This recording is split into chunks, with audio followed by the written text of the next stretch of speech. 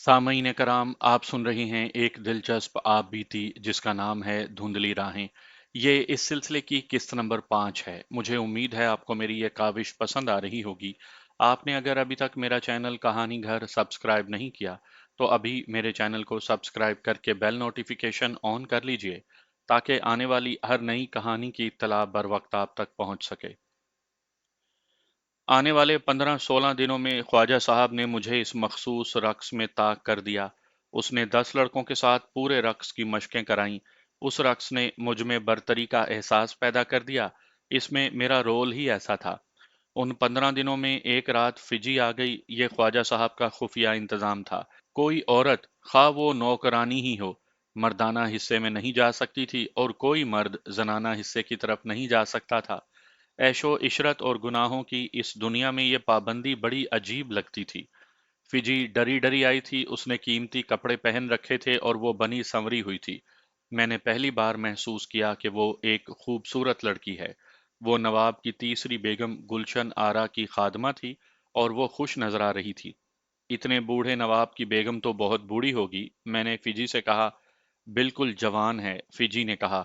उसकी उम्र 30 साल से जरा कम होगी। मैं तुम्हें कैसे बताऊं कि वो कितनी खूबसूरत औरत है। लेकिन सिकंदर, जरा गौर करो। हमें यहाँ आए हुए 2 महीनों से ऊपर हो गए हैं। ना मैंने नवाब को उसके पास आते देखा है, ना ये कभी नवाब के पास गई है। मगर बेगम खुश है। मैं जानती हूँ वो क्यों खुश है। वो 2 आदमियों की वजह से खुश है। वो चोरी छुपे खतरा मोल लेकर उसके पास आते हैं। कभी एक आता है, कभी दूसरा। मेरे साथ वो बहुत प्यार करती है।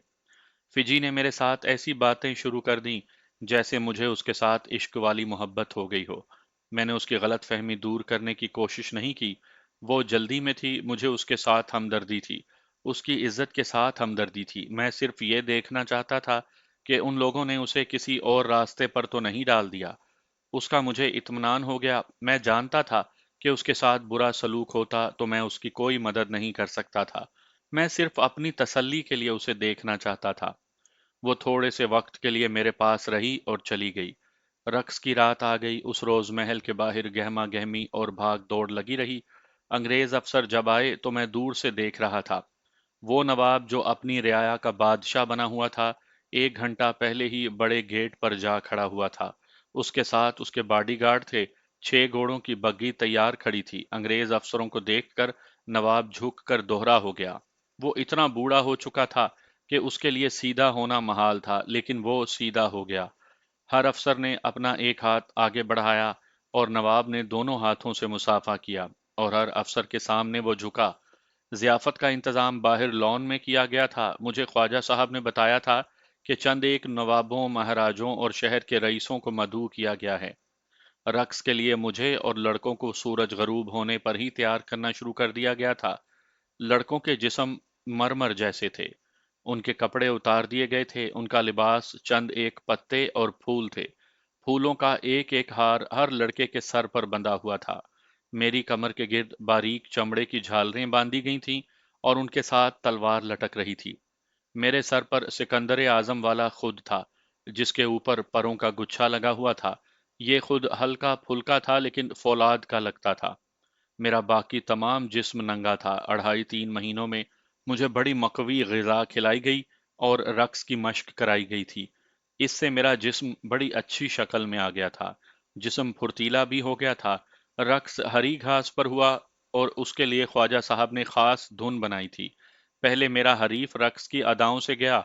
यूं मालूम होता था जैसे वो चल नहीं रहा, बल्कि मौसीकी की लहरों पर तैर रहा हो।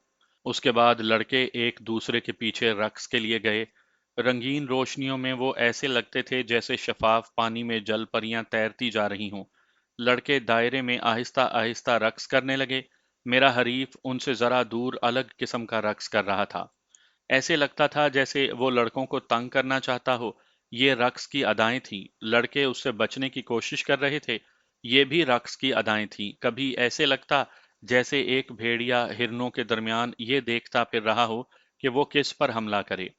अब मेरी बारी थी। मैंने बहुत मश्क और मेहनत की थी। मैं रक्स के अंदाज से आगे बढ़ा। मौसीकी जो पहले ही पुरसोज थी अब जंगी किस्म की हो गई। उसमें जोशो खरोश पैदा हो गया। मैं उस रक्स और इस मंजर को अल्फाज में बयान नहीं कर सकता। میری اپنی یہ حالت تھی کہ میں مدہوش سا ہو گیا تھا اور میں نے یہ رقص خمار کی کیفیت میں مکمل کیا۔ میرا رقص یہ تھا کہ میں رقص کے انداز سے آگے گیا اور اس آدمی پر حملہ کیا۔ میرے ہاتھ میں تلوار تھی اور اس نے خنجر نکال لیا تھا۔ اس نے میرا مقابلہ کیا، میں نے آخر اسے مار ڈالا۔ جب رقص ختم ہوا تو دیکھنے والوں نے خوب داد دی، بہت تالیاں بجیں۔ انگریز افسروں نے مجھے اپنے پاس بلایا اور ہر ایک نے 5 5 روپے دیے۔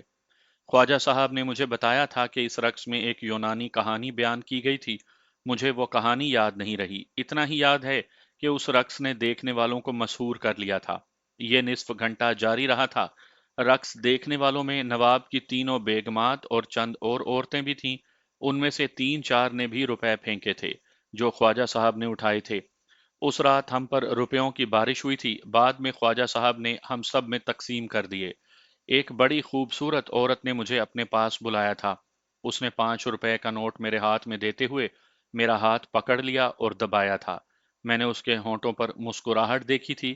میں شکریہ ادا کر کے خواجہ صاحب کے پاس چلا گیا۔ جانتے ہو یہ کون ہے؟ خواجہ صاحب نے پوچھا۔ میں یہاں کسی کو بھی نہیں جانتا، میں نے جواب دیا۔ یہ گلشن آرا ہے، خواجہ صاحب نے کہا۔ نواب کی تیسری بیگم فجی اسی کی خادمہ ہے۔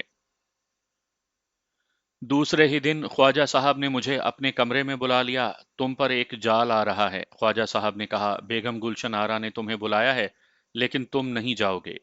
آپ نہ کہتے تو بھی میں نہ جاتا، میں نے کہا۔ اس نے مجھے خفیہ پیغام بھیجا ہے کہ میں تمہیں اس کے پاس بھیجوں، خواجہ صاحب نے کہا۔ میں وہاں جا بھی تو نہیں سکتا، میں نے کہا۔ اجازت ہی نہیں؟ بلکہ یہ جرم ہے، خواجہ صاحب نے کہا۔ نواب صاحب کو پتہ چل گیا تو وہ تمہیں ایسی سزا دیں گے کہ تمہارا حال اور حلیہ بگڑ جائے گا۔ آپ نے کیا جواب دیا ہے؟ میں نے کہا ہے کہ کوشش کروں گا، خواجہ صاحب نے کہا۔ لیکن میں کوئی کوشش نہیں کروں گا۔ میں نے تمہیں یہ کہنے کے لیے بلایا ہے کہ اس کا پیغام براہ راست تمہارے پاس آ جائے تو انکار کر دینا۔ کہنا نواب صاحب کا حکم بڑا ہی سخت ہے۔ پیغام دوسرے ہی دن آ گیا۔ وہ ایک خواجہ سرا تھا، کہنے لگا کہ تمہیں بیگم گلشن آرا یاد کراتی ہیں۔ اس نے ایک جگہ بتا کر کہا کہ تم آج رات وہاں تک پہنچ جانا، آگے تک لے جانے کا انتظام کر لیا ہے۔ بیگم صاحبہ سے کہنا کہ میں نہیں آ سکتا، میں نے کہا۔ نواب صاحب سے حکم لے دیں تو میں آ جاؤں گا۔ اس سے اگلے روز اور اس سے اگلے روز بیگم گلشن آرا کا پیغام پھر آیا۔ میں نے دونوں بار وہی جواب دیا جو میں پہلے دے چکا تھا۔ 2 دن گزر گئے، کوئی پیغام نہ آیا۔ مجھے اطمینان ہو گیا کہ بیگم ٹل گئی ہے۔ اسی شام کا واقعہ ہے۔ شام گہری ہو گئی تو میں کھانا کھا کر باہر نکل گیا۔ باغ کا ایک حصہ مجھے بہت اچھا لگتا تھا۔ میں شام کے بعد وہاں جایا کرتا تھا۔ ان راتوں کی چاندنی بڑی شفاف تھی۔ میں باغ میں ٹہلتا اور پھول سونگھتا رہا۔ ایک جگہ پودے اونچے اور گھنے تھے، میں ان کے قریب گیا تو قریب سے آواز آئی، سکندر۔ آواز کسی عورت کی تھی۔ میں رک گیا۔ دائیں طرف سے ایک عورت میری طرف آئی، چاندنی اس پر پڑ رہی تھی۔ سکندر، اس نے آتے آتے کہا، کیا تم اپنے آپ کو اتنا نڈر اور آزاد سمجھتے ہو؟ تم آ گئی بینا، میں نے کہا۔ اتنے دنوں بعد آئی ہو؟ میں بینا نہیں، اس نے کہا، میں گلشن آ رہا ہوں۔ بینا کون ہے؟ کوئی ہے، میں نے کہا۔ بیگم صاحبہ آپ مجھے کیوں بار بار بلاتی ہیں؟ تم آتے کیوں نہیں؟ او بیگم صاحبہ، میں نے کہا، میں نہیں آؤں گا۔ کوئی کام ہے تو یہیں بتا دیں۔ کیا تم میں اتنی جرت ہے کہ جن کا نمک کھاتے ہو انہی کی حکم عدولی کرو؟ بیگم گلشن آرا نے کہا۔ ہاں بیگم صاحبہ، میں نے کہا۔ میں اسی لیے نہیں آتا تھا کہ مجھ میں غلط حکم نہ ماننے کی جرت ہے۔ میں نہیں آؤں گا۔ تم آؤ گے سکندر، اس نے کہا۔ نہیں آؤ گے تو بہت برے انجام کو پہنچو گے۔ وہ چلی گئی۔ وہ چلی گئی اور میں وہیں کھڑا اسے جاتے دیکھتا رہا۔ وہ کچھ دور جا کر چاندنی میں تحلیل ہو گئی۔ اس کی آواز مجھے سنائی دیتی رہی، بہت برے انجام کو پہنچو گے، بہت برے انجام کو پہنچو گے۔ پھر یہ آواز شہناز کی آواز بن گئی۔ اس نے بھی مجھے کہا تھا، بہت برے انجام کو پہنچو گے، اور اس نے مجھے بہت برے انجام تک پہنچا دیا۔ یہ تو میری خوش قسمتی تھی کہ مجھے اشو مل گئی تھی۔ اب نواب کی بیگم مجھے وہی دھمکی دے کر چلی گئی تو مجھے خیال آیا کہ ہر جگہ مجھے اشو نہیں ملے گی۔ میں وہاں سے چل پڑا اور خواجہ صاحب کے کمرے میں چلا گیا۔ وہ لیٹے ہوئے تھے، مجھے اشارہ کیا کہ ان کے پاس پلنگ پر بیٹھ جاؤں۔ خواجہ صاحب، میں نے پلنگ پر بیٹھتے ہی کہا، بیگم گلشن آرا مجھے بہت برے انجام کی دھمکی دے گئی ہے۔ دھمکی دے گئی ہے؟ خواجہ صاحب نے حیرت سے کہا اور اٹھ بیٹھے۔ گلشن آرا وہ کہاں مل گئی تھی تمہیں؟ मैंने बताया कि वो मुझे कहाँ मिली थी और उसने मुझे और मैंने उसे क्या कहा था और वो क्या कहकर चली गई है। ख्वाजा साहब पर खामोशी तारी हो गई। मैंने देखा कि उनके चेहरे पर तशवीश का गहरा तासुर था। इससे मैं कुछ घबरा गया। ख्वाजा साहब, मैंने पूछा, मैं उसके बुलाने पर नहीं जाऊंगा तो क्या होगा? बहुत कुछ हो सकता है सिकंदर, ख्वाजा साहब ने कहा, और यहाँ कुछ भी हो जाए, किसी को कत्ल कर दिया जाए, किसी के हाथ पांव तोड़ दिए जाएं, इस दीवार के बाहर किसी को पता नहीं चल सकता। मेरी सुतेली माँ ने बुरे अंजाम तक पहुंचाने के लिए मुझे अगवा करवाया था। मैंने कहा, क्या ये बेगम भी मुझे अगवा करवा देगी या कत्ल करवा देगी? ख्वाजा साहब ने अपनी किसी सोच में डूब कर सर हिलाया, जैसे कह रहे हों कि वो मुझे कत्ल करवा सकती है। अगर मैं उसके हाथ चला जाऊं तो क्या होगा? मैंने पूछा। ये भी कत्ल होगा, ख्वाजा साहब ने कहा। तुम्हारा जिस्म जिंदा रहेगा मगर तुम मर जाओगे। तुम सिर्फ जिस्म नहीं हो सिकंदर, तुम असल में कुछ और हो। बेगम गुलशन आरा उस सिकंदर को मार डालेगी जिसे मैं तुम्हारी जात में देख रहा हूं। मेरा तजर्बा और मेरी निगाहें मुझे बताती हैं कि तुम ये नहीं हो जो तुम अपने आप को आईने में नजर आते हो। उसे गुनाह का जहर खत्म कर देगा, हलाक कर देगा। लेकिन सिकंदर, तुम उस औरत से बच नहीं सकोगे। मैं तुम्हें बचाने की कोशिश करूंगा। मुझे एक खतरा और भी दिखाई दे रहा है। तुम अगर उस औरत के कमरे में कभी पकड़े गए तो तुम उस सजा को तसव्वुर में नहीं ला सकते जो तुम्हें और उस बेगम को मिलेगी। क्या है वो सजा? तुमने देख लिया होगा कि नवाब के महल के इर्द गिर्द जो दीवार है, ये कितनी दूर तक गई हुई है। ख्वाजा साहब ने कहा, इसके अंदर एक बड़ा गांव आबाद हो सकता है। ख्वाजा साहब ने एक तरफ इशारा करके कहा, दीवार के उस तरफ तकरीबन 1 मील दूर एक वीराना है। वहां चट्टानें और टीकरियां हैं, हर तरफ सब्जा है, लेकिन उन चट्टानों और टीकरियों के इलाके में घास की एक हरी पत्ती भी नजर नहीं आती। वहां की जमीन कटी फटी है। वो डरावना सा इलाका है। वहां एक ऊंची दीवार है जिसने कमोबेश 1 एकड़ का रकबा घेर रखा है। ये 4 दीवारी है।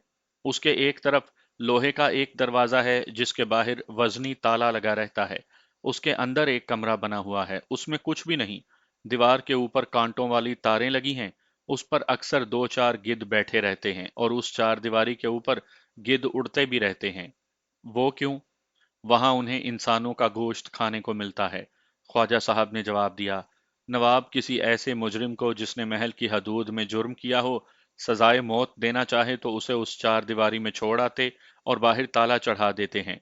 अंदर पानी का नामो निशान नहीं, खाने को भी कुछ नहीं मिलता। मुजरिम भूख और प्यास से मर जाता है। मरते मरते 1 हफ्ता गुजर जाता है। वहां सांप भी होते हैं। उसके बाहर पहरा होगा। रात को, ख्वाजा साहब ने कहा, सिर्फ रात को 4 संतरियों की गश्त होती है। उसकी भी जरूरत नहीं। ना कोई बाहर से अंदर जा सकता है, ना अंदर से कोई बाहर आ सकता है। आज तक वहां से कोई नहीं निकल सका। 2 दिनों में कैदी की ये हालत हो जाती है कि भूख और प्यास उसे पांव पर खड़ा रहने के काबिल नहीं छोड़ती। आपने अंदर जाकर कभी देखा है? एक बार, ख्वाजा साहब ने जवाब दिया। अंदर हड्डियां और खोपड़ियां बिखरी हुई हैं। वहां से किसी की लाश निकाली नहीं जाती। लाशें गिद्धों की खुराक बनती हैं। अंग्रेजों की बादशाही में तो ऐसा नहीं हो सकता। मैंने तुम्हें पहले बताया था, ख्वाजा साहब ने कहा। ये नवाब, राजे और महाराजे अंग्रेजों के गुमाश्ते हैं। अंग्रेजों ने उन्हें रियासतें दी हुई हैं। उन रियासतों का बादशाह तो अंग्रेज ही है, लेकिन कानून नवाबों और महाराजों का चलता है। ये नवाब और महाराजे हिंदुस्तान में अंग्रेजों की बादशाही के मुहाफिज हैं। उन्होंने रियाया को मवेशी बना रखा है। रियासतों के लोगों में वकार और आज़ादी की तड़प रही ही नहीं। मैं तुम्हें बता रहा था कि तुम पकड़े गए तो नवाब तुम्हें मौत की उस 4 दीवारी में भेज देगा। ये बड़ी अजीब बात लगती है, मैंने कहा। मेरे अब्बा जान सुनाया करते थे कि अंग्रेजों की बादशाही में हर किसी को इंसाफ मिलता है और कोई शख्स कानून तोड़ने की जुर्रत नहीं कर सकता। ये बात बिल्कुल अजीब नहीं, ख्वाजा साहब ने कहा। तुम अभी बच्चे हो, बड़े होकर इससे ज्यादा अजीब और भयानक चीजें देखोगे। ये दुरुस्त है कि अंग्रेज की बादशाही में हर किसी को इंसाफ मिलता है, लेकिन इसका ये मतलब हरगिज नहीं कि अंग्रेज हिंदुस्तानियों का हमदर्द है। मैं तुम्हें बता चुका हूं कि अंग्रेज हमें गुलामी की जंजीरों में बांध कर रखे हुए हैं। उन जंजीरों को और मजबूत करने के लिए उसने नवाबों और महाराजों को खुली छुट्टी दे रखी है। उन नवाबों के तौर तरीके उन बादशाहों जैसे हैं जिनकी तुम कहानियां पढ़ते होगे। ये भी तो हो सकता है, मैंने कहा, कि बेगम गुलशन आरा मुझे बुलाए, मैं ना जाऊं तो वो इस तरह मुझसे इंतकाम लेके मुझ पर कोई तोहमत लगाकर उस कैद खाने में पहुंचा दे जिसका आपने जिक्र किया है। सिकंदर बेटे, ख्वाजा साहब ने आ भर कर कहा, नजर आता है तुम्हें वहां जाना ही पड़ेगा। जाने में कोई हर्ज नहीं, मैं तुम्हें गुनाह से बचाना चाहता हूँ। और मैं गुनाह से इसलिए भी बचना चाहता हूँ कि एक लड़की मुझे ऐसे पागलपन से चाहती है कि वो मुझे अपना खामिन समझती है। मैंने कहा, मैं अपने आप को उस लड़की की अमानत समझता हूँ। तुम फिजी की बात कर रहे हो? ख्वाजा साहब ने पूछा। नहीं ख्वाजा साहब, मैंने जवाब दिया, उस लड़की का नाम बीना है। मैं नहीं जानता वो कहाँ रहती है, कहाँ से आती है, और मैं उन जगहों को भी नहीं जानता जहां वो मुझे ले जाती है। क्या कह रहे हो सिकंदर? ख्वाजा साहब ने जरा हैरान सा होकर पूछा। तुम ये भी नहीं जानते कि वो है कौन और कहाँ से आती है? मैंने ख्वाजा साहब को बीना की बातों, उसकी मुलाकातों और उन जगहों के मुतल्लिक बताया जहां वो मुझे ले जाती थी। पूरी तफसील से बताया। ख्वाजा साहब ने थानेदारों या वकीलों की तरह जिरा की और मुस्कुरा दिए। अगर मैं तुम्हें ये कहूं कि यह महज तुम्हारा तसव्वुर है तो तुम नहीं मानोगे। ख्वाजा साहब ने कहा, मुझे यह बताओ कि इस किस्म के गार और उनके रहने वाले इस किस्म के लोग तुमने कभी हकीकी जिंदगी में देखे हैं? और क्या तुम्हारे इलाके में इतने शफाफ चश्मे और उनके इर्द गिर्द रंगारंग फूल और ऐसा तिलिस्माती माहौल मौजूद है जैसा तुम बयान कर रहे हो? मैं सोच में खो गया। ख्वाजा साहब ने बात पते की कही थी। ये तुम्हारा तसव्वुर है सिकंदर बेटा, ख्वाजा साहब ने कहा। लेकिन मैं उसे छू सकता हूँ, मैंने कहा। मैं उसके जिस्म को महसूस करता हूँ। वो जब चली जाती है तो मैं बहुत देर तक उसके जिस्म की खुशबू अपने अंदर महसूस करता रहता हूँ। मेरे लिए ये मामला अजीब या माफूकुल फितरत नहीं, ख्वाजा साहब ने कहा। यह तसव्वुर परस्ती की इंतहा है। तुम्हारे जहन में औरत का तसव्वुर न जाने कब से बैठा हुआ है। उसका आखिरी मरहला ये होता है कि तसव्वुर परस्त इंसान अपने तसव्वुर की औरत को फिल वाक़े बीवी बना लेता है। जहन पर जोर दो, याद करने की कोशिश करो और मुझे बताओ कि तुमने ये तसव्वुर कब जहन में डाला था। मैंने याद करने की कोशिश की तो मुझे ख्वाजा साहब के आगे तस्लीम करना पड़ा कि कमोबेश 3 साल पहले मैंने अपने जहन में एक बड़ी ही हसीन लड़की का तसव्वुर आरास्ता किया था, और मैंने उसमें अपनी माँ की खूबियाँ और प्यार डाला था। जब मेरी माँ मर गई तो ये हसीन लड़की बीना बन गई और मुझे जीते जागते पैकर की सूरत में मिलने लगी। उसे जहन से झटक डालो, ख्वाजा साहब ने कहा। मैंने 3 आदमी इस किस्म के तसव्वुर में तबाह होते देखे हैं। उनके जिस्म सूख कर हड्डियों का ढांचा बन गए थे। तीनों का ये हाल था कि वो तस्लीम नहीं करते थे कि ये तसव्वुर है। तीनों कहते थे कि ये एक मखलूक है जो उन पर आशिक होकर औरत के रूप में उनके पास आती है। तुम अभी नौ उम्र हो, इसी उम्र में हकीकत में वापस आ जाओ। लेकिन कैसे ख्वाजा साहब? तस्लीम कर लो कि ये तसव्वुर है, ख्वाजा साहब ने जवाब दिया। और मैं तुम्हें एक और बात बताता हूँ। तुम्हारे जहन में या तुम्हारी ज़ात में कोई ढकी छुपी कुव्वत है जिसने तुम्हारे तसव्वुर को हकीकत बना दिया है। लेकिन यही कुव्वत आगे चलकर तुम्हारी कमजोरी बन जाएगी। तसव्वुर परस्ती से आज़ाद होकर अपनी उस ढकी छुपी कुव्वत को उभारो। आपने ये इल्म कहाँ से हासिल किया है? तुम जैसे इंसानों से, ख्वाजा साहब ने जवाब दिया। मैं तो बहुत थोड़ा पढ़ा लिखा हूँ, जो पढ़ा था वो कभी का जहन से उतर गया। मैंने हालात को और इंसानों को पढ़ा है। सिकंदर बेटा, किताबें धोखा देती हैं। इल्म वो है जो तुम अपनी आंखों देखो और उसको समझो। जहन बेदार रहना चाहिए। मैं तुम्हें इस किस्म की खुश्क बातों से परेशान नहीं करना चाहता। तुम अभी बहुत छोटे हो, आहिस्ता आहिस्ता समझ जाओगे। लेकिन दुनिया को, जिंदगी की हकीकतों को और इंसानों को समझने से पहले अपने आप को समझो। मैंने महसूस करना शुरू कर दिया है कि बीना एक तसव्वुर है, मैंने कहा। मैं आपको ये बता रहा था कि कोई भी औरत या नौजवान लड़की, खा वो कितनी ही हसीन क्यों ना हो, मेरे सामने आती है तो मैं उसे बीना के मुकाबले में देखता हूँ। वो मुझे बीना जैसी नहीं लगती, इसलिए मैं उसे इस काबिल नहीं समझता कि उसके साथ कोई ताल्लुक रखूं। मैं आपको बता रहा था कि ये भी एक वजह है कि बेगम गुलशन आरा के पास नहीं जाना चाहता। तुम्हें जाना पड़ेगा, ख्वाजा साहब ने कहा। मुझे सोचने दो। तुम जाओ, सो जाओ, सुबह मेरे पास आना। मैं सुबह ख्वाजा साहब के कमरे में गया तो वो तानपुरे पर रियाज कर रहे थे। ये उनकी एक तरह की इबादत थी जिसमें किसी को मुखिल होने की जुर्रत नहीं होती थी।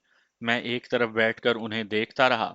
उनकी लंबी लंबी मुरझाई मुरझाई सी उंगलियां तानपुर के तारों पर रक्स कर रही थीं और तानपुरे की गूंज कुछ ऐसा तासुर पैदा कर रही थी कि मैं ख्वाजा साहब को किसी और ही जहान की मखलूक समझने लगा।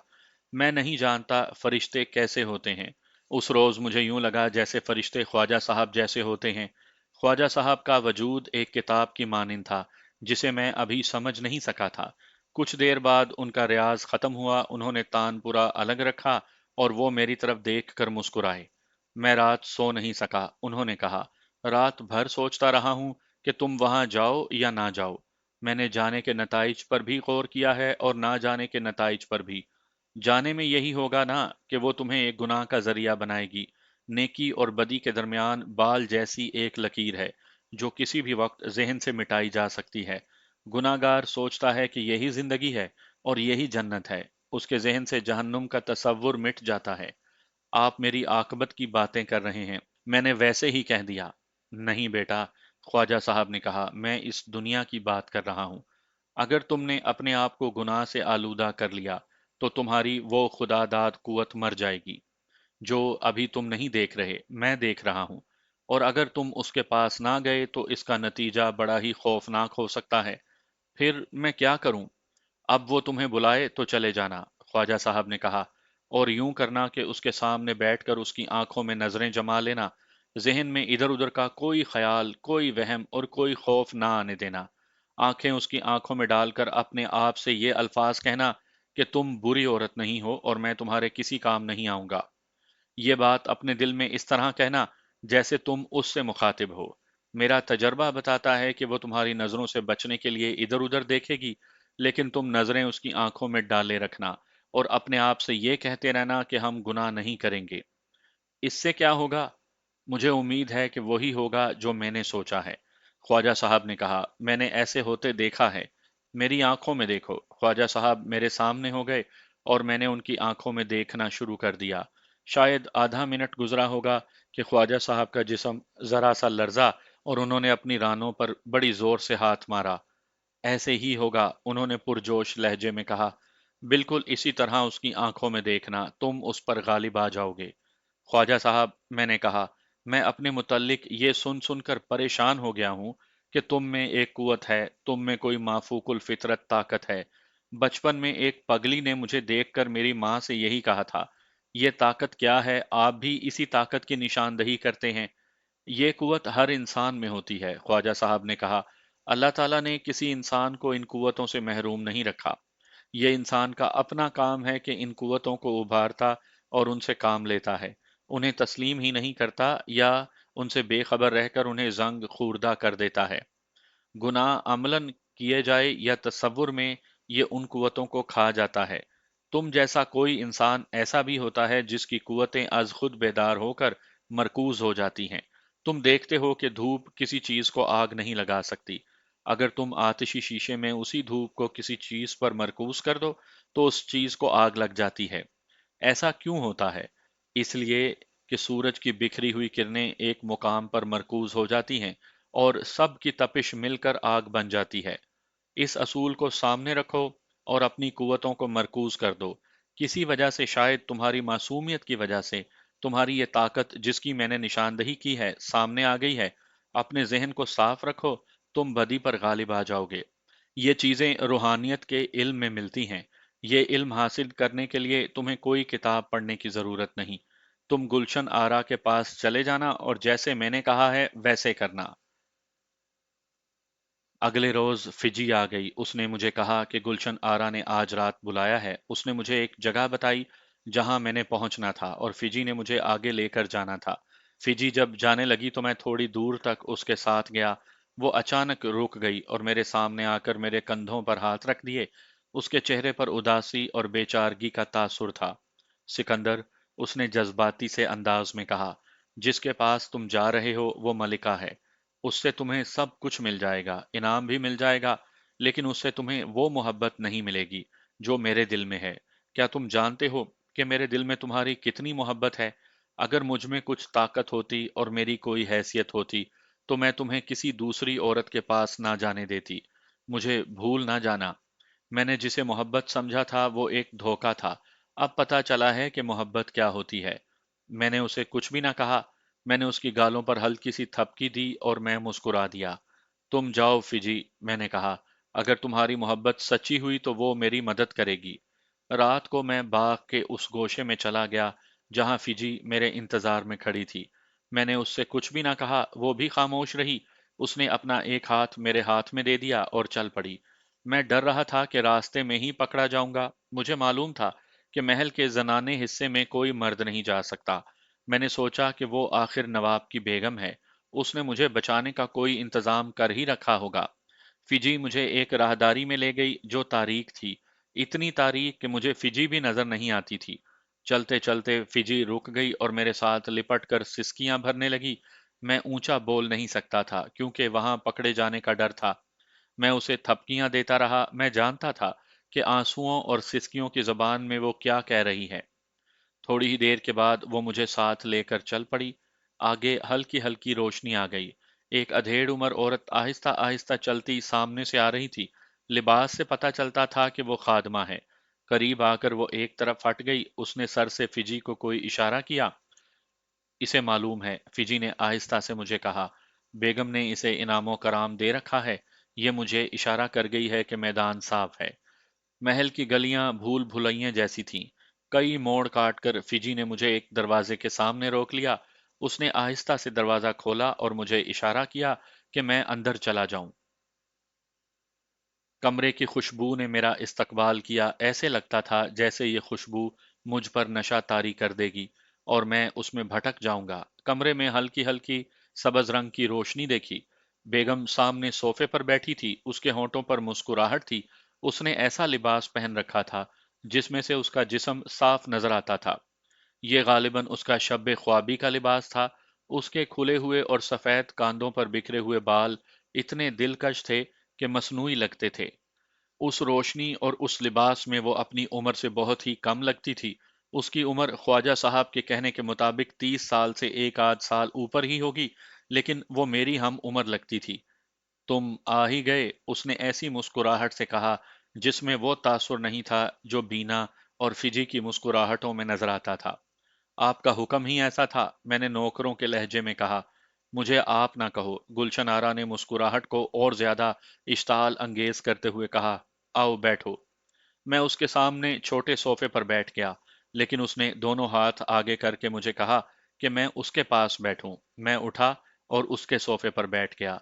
उसका रेशमी लिबास मेरे नंगे बाजू के साथ लगा तो मैंने यूं धचका सा महसूस किया जैसे बिजली के तार मेरे जिस्म को छू गए हों। मैं एतराफ करता हूं कि हल्की सब्ज रोशनी में उसका हुस्न और उसका जिस्म और वो माहौल मुझे तिलिस्म होशरुबा लगता था। अगर मुझ में कोई ताकत थी तो वो ऊँघने लगी थी। उस औरत की मुस्कुराहट, उसकी आंखों का खुमार और उसके गालों की हल्की हल्की लाली जादू बनकर मुझ पर तारी होने लगी। मेरे होशो हवास मुतासिर होते चले जा रहे थे। अचानक मुझे ख्वाजा साहब की बात याद आ गई। ऐन उस वक्त गुलशन आरा ने मेरा चेहरा अपने दोनों हाथों में ले लिया। उसका चेहरा आहिस्ता आहिस्ता मेरी तरफ बढ़ रहा था। मैंने नजरें उसकी आंखों में जमा दी। अपने आप पर काबू पाने के लिए मुझे खासी जद्दोजहद करनी पड़ी। मैंने उसकी आंखों में नजरें जमा कर अपने दिल में कहा, ऐसे नहीं होगा, तुम गुनाह नहीं करोगी, हमारी मोहब्बत पाक है। आज मुझे वो लम्हे बड़ी अच्छी तरह याद हैं। आज भी मुझे यकीन नहीं आता कि परी जैसी उस हसीन औरत का रद्द अमल ये था कि उसके हाथ जिन्होंने मेरे चेहरे को थाम रखा था, नीचे हुए और उसकी अपनी रानों पर गिर पड़े। उसका चेहरा जो मेरी तरफ बढ़ रहा था, पीछे हटने लगा। उसके होंठों पर मुस्कुराहट तो पहले की तरह रही, लेकिन मुस्कुराहट का तासुर बदल गया। तुम मुझसे क्यों भाग रहे थे? उसने पूछा। क्या मैं तुम्हें खा जाऊंगी? उसका लबो लहजा अब वो नहीं रहा था जो मैंने पहले देखा था। उस लहजे में अब गुनाह की दावत नहीं थी। वो इश्ताल भी नहीं था, बल्कि अब उसमें कुछ अपनायत सी थी जो अक्सर चाहने वालों में होती है। मैंने उसकी आंखों में से अपनी नजरें ना हटाई। ख्वाजा साहब ने ठीक कहा था कि वो मेरी नजरों से बचने की कोशिश करेगी। उसने ऐसी कोशिश की, लेकिन मैंने अपनी नजरों को इधर उधर ना किया। मुझे यहाँ आने की इजाजत नहीं, मैंने कहा। क्या आपने कोई इंतजाम कर रखा है? तुमने फिर मुझे आप कहा। उसने हमजोलियों के लहजे में कहा। यह दीवार तोड़ दो। चलो ऐसे ही सही, मैंने कहा। लेकिन मैं ये नहीं भूलूंगा कि तुम मुझसे बड़ी हो। इसके अलावा यहाँ जो मेरी हैसियत है, मैं उसे भी नहीं भूलना चाहता। ये सब कुछ जहन से निकाल दो। उसने एक बार फिर मेरा चेहरा अपने दोनों हाथों के प्याले में ले लिया। उसका चेहरा बड़ी तेजी से मेरी तरफ आया। उसके होंठों ने मेरे सर को चूमा और वो पीछे हट गई। अब उसका अंदाज बिल्कुल ही बदला हुआ था। सर को माँ चूमा करती है या बहन, लेकिन मैं ये एतराफ करने से झिझकूंगा नहीं कि मैं सर तपा लरस गया था। एक कमजोरी मेरे अंदर से उठाई थी। मैंने तो यहां तक महसूस किया कि मेरी कोई ताकत उस औरत की दिलकशी के आगे मुजाहमत नहीं कर सकेगी। ख्वाजा साहब ने जो तरीका मुझे बताया था, वो उस पर गलबा हासिल करने के लिए था। वो तो मैंने कर लिया था, लेकिन अपने आप पर गलबा हासिल करना भी मेरे लिए जरूरी और किसी हद तक मुश्किल भी हो गया था। तुम क्या कह रहे थे? उसने पूछा और खुद ही जवाब दिया। हाँ, तुम क्या कह रहे थे कि यहाँ तुम्हें आने की इजाजत नहीं। मैं नवाब साहब के कानून को बदल नहीं सकती। मैंने ऐसा कोई इंतजाम नहीं किया कि हम पकड़े जाएं तो माफी मिल जाए। मैंने इतना किया है कि यहाँ जो पकड़ने वाले हैं उनके मुंह बंद कर रखे हैं। रुपए में बड़ी ताकत है सिकंदर, तुम फिक्र ना करो। पकड़े गए तो सारी सजा मैं अपने सर ले लूंगी। अब यहाँ आने से या मुझे मिलने से इनकार तो नहीं करोगे? नहीं, मैंने कहा, लेकिन एहतियात जरूरी है। उसके बाद गुलशन आरा का रवैया बिल्कुल ही वैसा हो गया जैसा बीना का हुआ करता था। बीना तसव्वुर ही थी, लेकिन मैं उसकी मिसाल एक पाकीज़ा मोहब्बत की मिसाल समझकर दे रहा हूँ। गुलशन आरा की बेताबी और वारिफ्तगी पाक मोहब्बत करने वाली उस लड़की जैसी थी जिसे चाहने वाले से नोच कर किसी और के हवाले किया जा रहा हो। वो शायद रात भर मुझे अपने कमरे से निकलने ना देती, लेकिन मैं वहां से जल्दी निकलना चाहता था। इसकी एक वजह तो ये थी कि पकड़ा जाऊंगा, और दूसरी वजह ये कि मैंने अपने ऊपर जो गलबा हासिल किया था वो कमजोर पड़ता जा रहा था। मेरे लिए उस कमरे से भाग जाना जरूरी हो गया था। गुलशन, मैंने उसकी आंखों में आंखें डालकर कहा, अब मुझे जाना चाहिए। काश यहाँ मेरा हुक्म चलता, उसने आह भरकर कहा।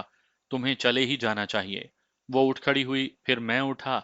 उसने अपना एक बाजू मेरी कमर में डाल लिया और दरवाजे की तरफ चल पड़ी। दरवाजे पर पहुंचकर वो रुक गई। उसने मेरा सर अपने सीने से लगाया और मुझे छोड़ दिया। उसने अपने हाथ से दरवाजा खोला। मैं फिजी के साथ एक बार फिर बाग के उस गोशे तक पहुंचा जहां से फिजी मुझे लाई थी। मुझे भूल तो नहीं जाओगे? फिजी ने भिखारियों के लहजे में पूछा। नहीं फिजी, मैंने जवाब दिया और वहां से चल पड़ा। मेरी ज़हनी हालत सही नहीं थी। ऐसा तजर्बा मुझे पहली बार हुआ था। मैं ख्वाजा साहब के कमरे में गया, वो मेरे इंतज़ार में थे। ख्वाजा साहब, मैंने उन्हें कहा, आपका तरीका पूरी तरह कामयाब रहा। मैंने उन्हें वो सब कुछ बता दिया जो मेरे और गुलशन आरा के दरमियान हुआ था। क्या अब जान गए हो कि वो ताकत क्या है जिसकी मैंने तुम में निशानदही की है? ख्वाजा साहब ने पूछा। हाँ ख्वाजा साहब, मैंने जवाब दिया, मैं जान गया हूँ।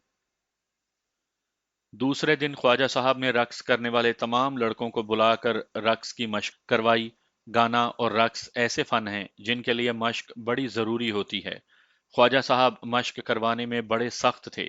1.5-2 घंटे की मशक के बाद उन्होंने हमें छोड़ दिया। लड़के भागते दौड़ते चले गए और ख्वाजा साहब ने मुझे अपने पास रोक लिया। मुझे अपने कमरे में ले गए और उनके कहने पर उनका नौकर दूध का एक गिलास ले आया। ख्वाजा साहब, मैंने उनसे पूछा, आप कब से यहाँ हैं? जमाना गुजर गया है बेटा, उन्होंने जवाब दिया। मुझे आपकी एक बात पर यकीन नहीं आता, मैंने कहा।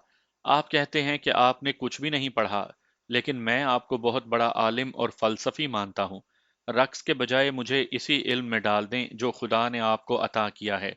तुम्हारा शक गलत है सिकंदर, उन्होंने कहा। मैंने कहा है कि जमाना गुजर गया है। मैंने उसी जमाने से इल्म हासिल किया है। वो इस तरह कि मैंने जमाने को यूं ही गुजर जाने नहीं दिया। इसके एक एक लम्हे को देखा और परखा है। मौसीकी आपका खानदानी पेशा होगा? नहीं बेटे, उन्होंने जवाब दिया। मौसीकी मेरी रूह की ग़िज़ा है। ये मेरा खानदानी पेशा नहीं। ये तो मुझे वैसे ही पता चल गया था कि मुझ में ये फ़न भी छुपा हुआ है, ऐसे ही जैसे मैं तुम्हारी ज़ात में कोई फ़न या खूबी देख रहा हूँ। मैं कई रास्तों पर चला हूँ, मंजिल नहीं मिली। जिस रास्ते से गया, कुछ दूर जाकर भटक गया और भटक भटक कर लौट आया। मैं तुम्हारी उम्र में घर से निकला था, शायद एक आध साल उम्र ज्यादा हो। तुमने तो तसव्वुरों में मोहब्बत की है, मैं एक हकीकी लड़की से मोहब्बत कर बैठा था। मैं गरीब बाप का बेटा था सिकंदर, और लड़की भी गरीबों की थी। अपनी और उस लड़की की गरीबी से मेरा मतलब यह है कि हम नवाब या जागीरदार नहीं थे। میرا باپ مر چکا تھا، ماں ہی ماں تھی۔ کچھ زمین تھی جو ہمیں کافی دانے دے دیا کرتی تھی۔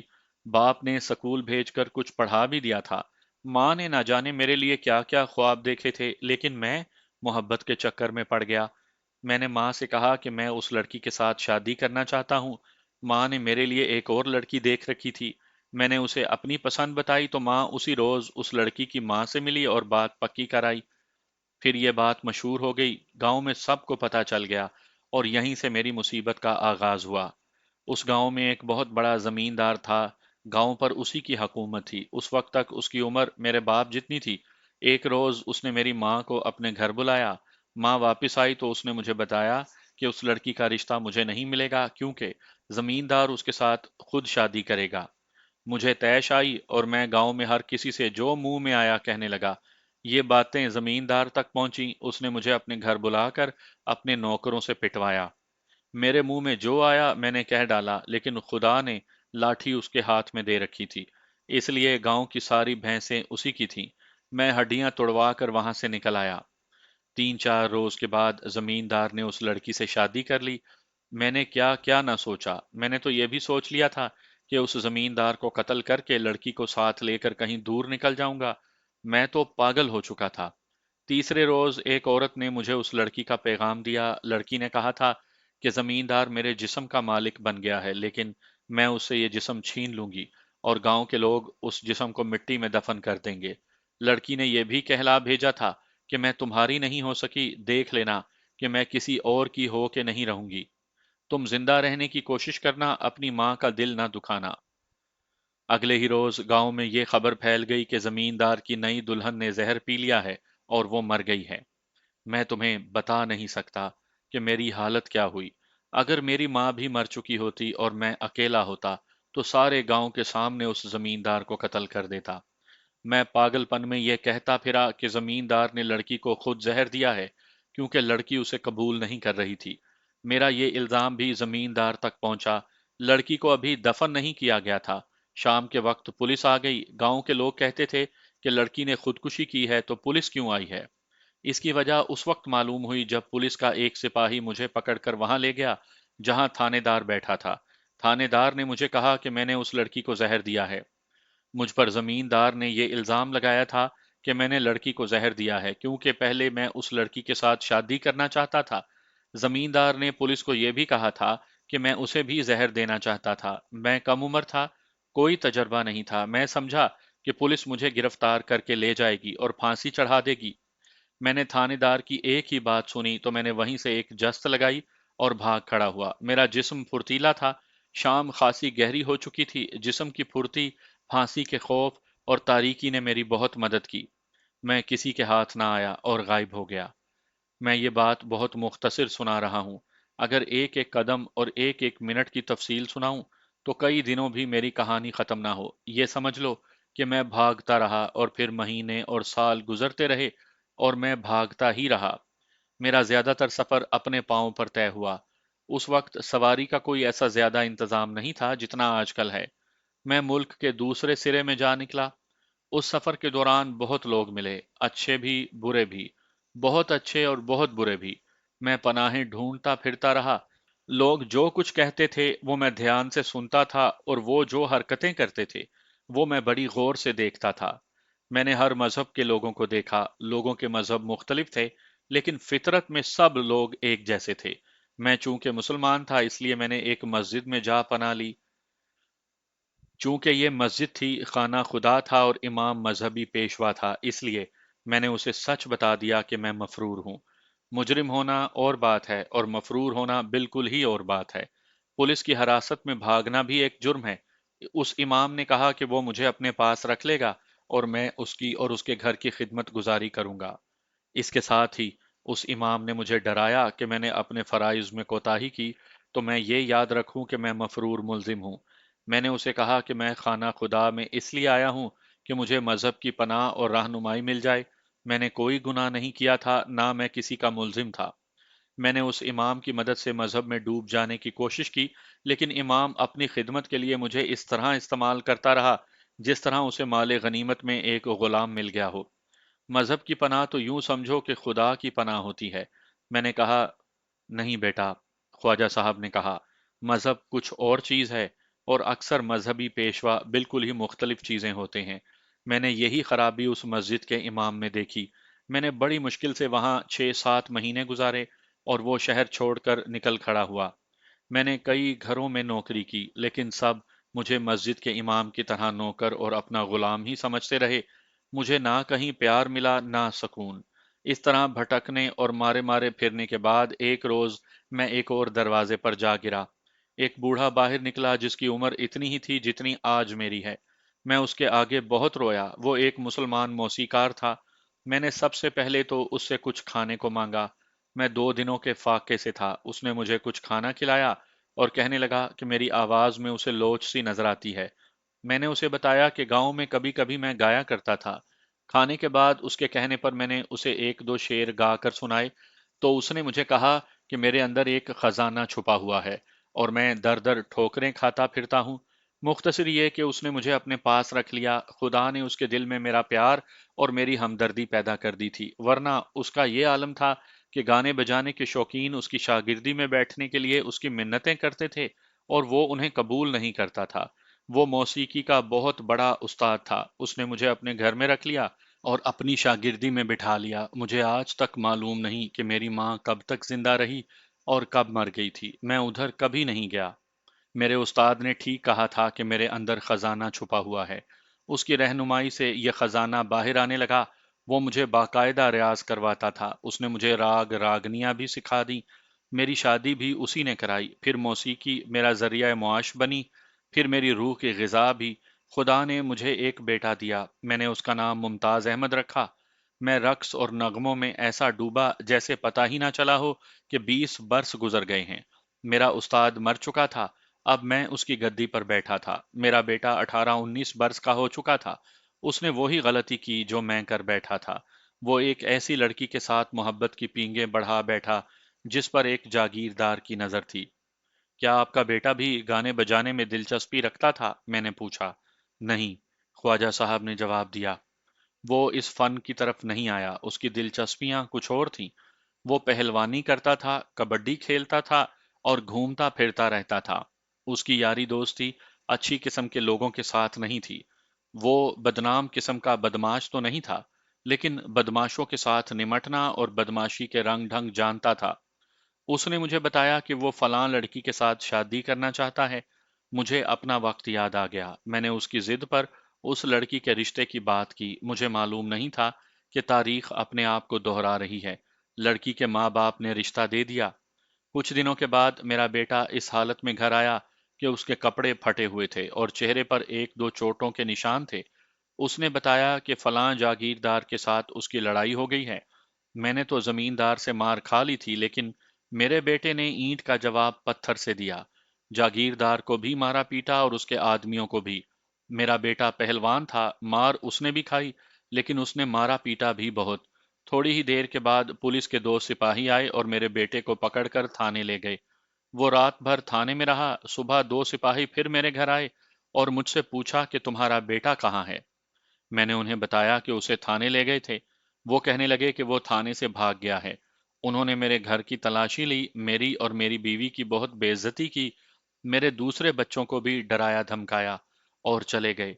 और इसके साथ ही मेरा बेटा भी मालूम नहीं कहाँ चला गया। वक्त गुजरता गया। मेरी बीवी अपने जवान बेटे की गम में फौत हो गई। एक बेटा और था, वो भी जिंदा न रहा और 2 बेटियां अपने अपने घरों को सुधार गईं। इस गम ने मुझे इतना बड़ा मौसीकार बना दिया कि मेरी आवाज इस नवाब के दरबार तक पहुंची और इसने मुझे अपने यहाँ बुला लिया।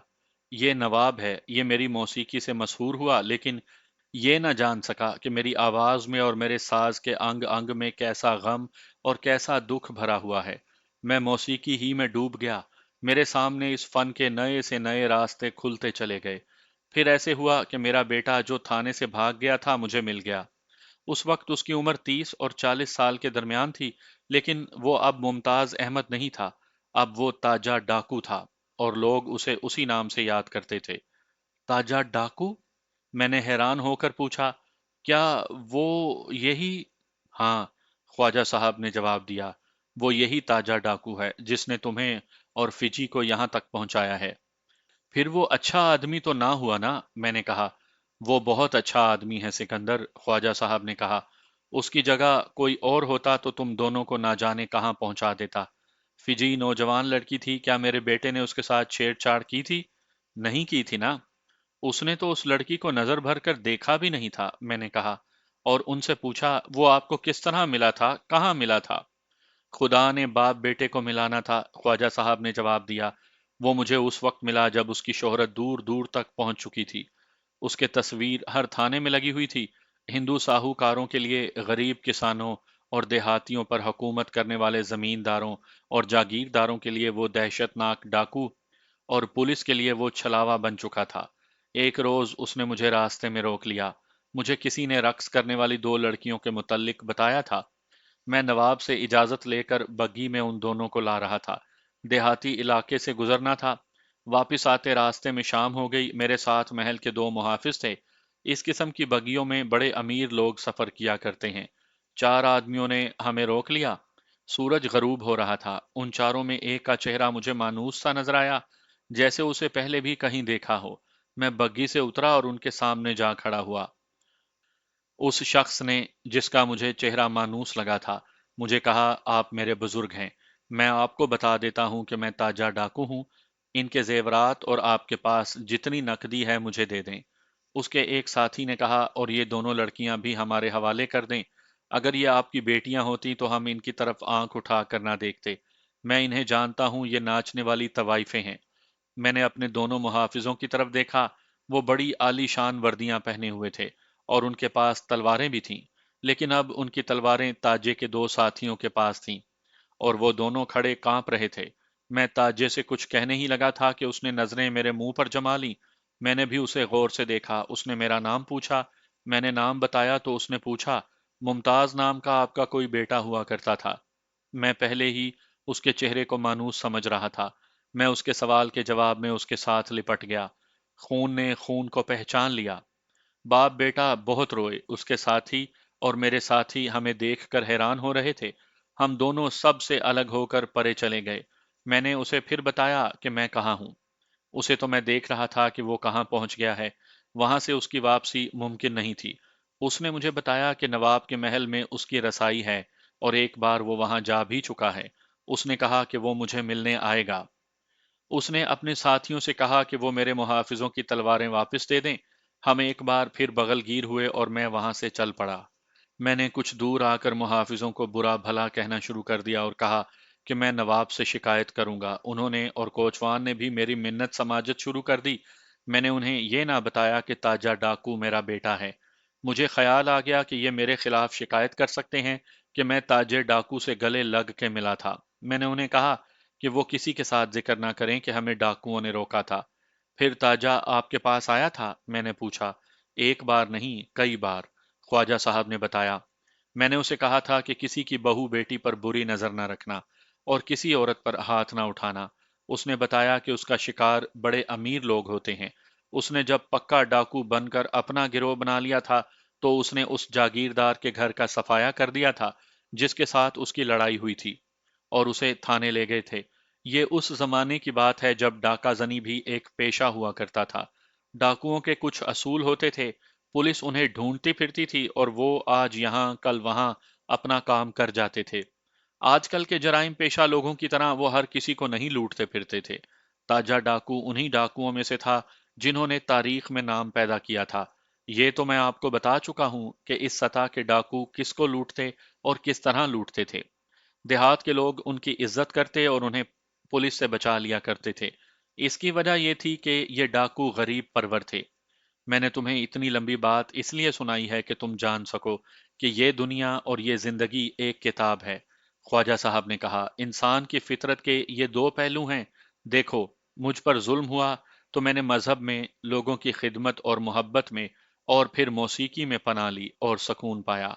ویسا ہی ظلم میرے بیٹے پر ہوا تو وہ ایسا ڈاکو بنا کہ اس کے مرنے کے بعد بھی لوگ اسے یاد کیا کریں گے۔ میں تمہیں بتا رہا تھا کہ ہر انسان کو خدا نے قوت عطا کی ہے۔